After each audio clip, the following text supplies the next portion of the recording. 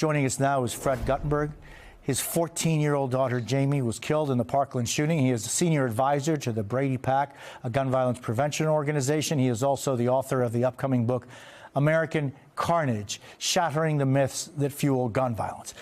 Fred, thanks for being with us. And I just want to, start by, as every time I get the privilege of speaking with you, of just kind of underlining Jamie and all of the people who lost their lives 5 years ago. But Fred, how do you and your family and your loved ones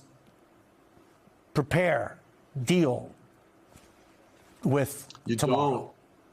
You go forward. Listen, I can tell you what I know about tomorrow. It's going to be a private day.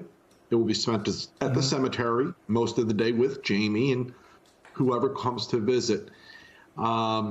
It's also going to be the first time since Jamie was killed where I'm struggling to find new memories and pictures and videos to share of Jamie, because it stopped.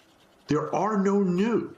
And this is the year, and it's actually making this year strangely more difficult where that is hitting home.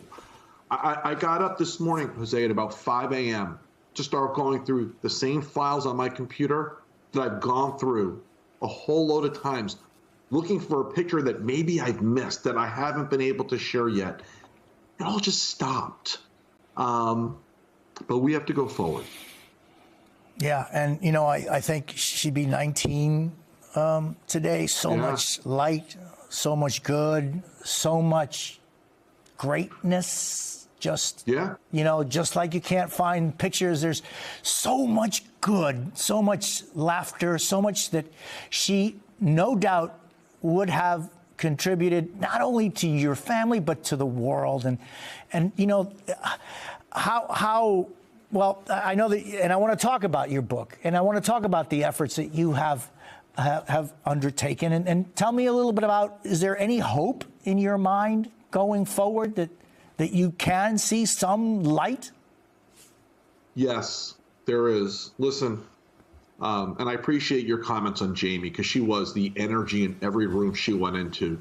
But I do have hope. I mean, this year, we did some really big things on the issue of reducing gun violence, but it was nothing more than a start. This year, we've elected more people who want to do something about the issue of gun violence. But unfortunately, in the House, due to gerrymandering, we're stuck with a loony bin that we're going to have to address in the next election. But I do have hope. The majority of Americans want this done, and we're going to do it. And I hope my book plays a role in that, because my book is going to give them the truth. We're going to walk away from all the lies that have brought us to this point. We're going to talk about facts, and we're going to hopefully give people the information they need to talk about this issue in a meaningful way.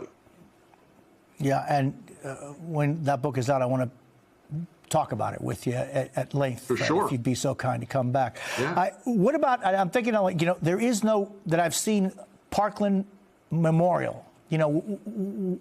Where should we be having that memorial?